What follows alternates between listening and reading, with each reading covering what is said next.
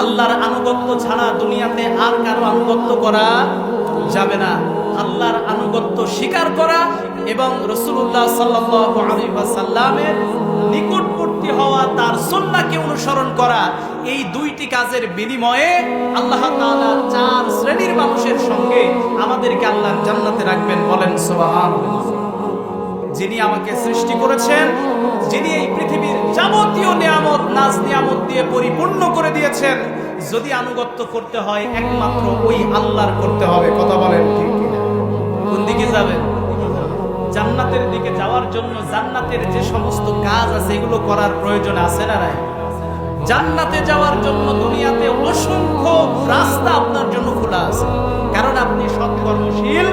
সৎকর্ম যেমন আল্লাহ পছন্দ করেন, আপনি সৎকর্ম করবেন, এই সৎকর্মর উসিলাতে আপনার জান্নাত নিকটবর্তী হবে। বলেন সুবহানাল্লাহ।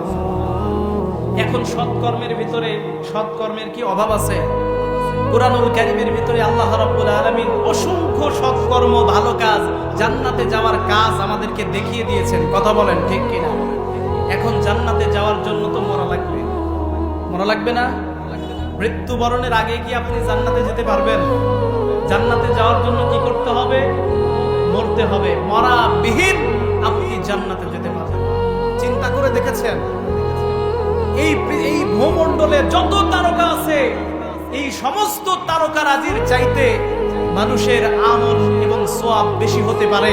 আল্লাহর নবী সেটা আয়েশাকে বলছে, হ্যাঁ আমার একজন সাহাবী আছে যে সাহাবীর আমল নামা এই আকাশের তারকারাজির চাইতেও বেশি। বলেন সুবহানাল্লাহ।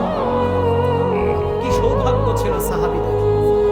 আল্লাহ রাব্বুল আলামিন কি ঈমান তাদেরকে দান করেছেন। আর আমাদের ঈমানের হালাত কেমন, আমাদের ঈমানের অবস্থা কেমন? কথা বলেন ঠিক কিনা? আমাদের ঈমান বৃদ্ধি করার জন্য সময় এসে গেছে। আপনি যদি এখনই আপনার ঈমান সম্পর্কে সতর্ক না হন, যদি আপনার ঈমানকে বাঁচানোর জন্য আপনি এখনো পর্যন্ত সতর্ক না হন, তাহলে মনে রাখবেন সামনে ওই ঈমান কমতি কারণে আপনার উপরে ভয়াবহ আযাবের ঘোষণা আল্লাহর নবী মুহাম্মদ সাল্লাল্লাহু আলাইহি ওয়াসাল্লাম দিয়ে দিয়েছেন।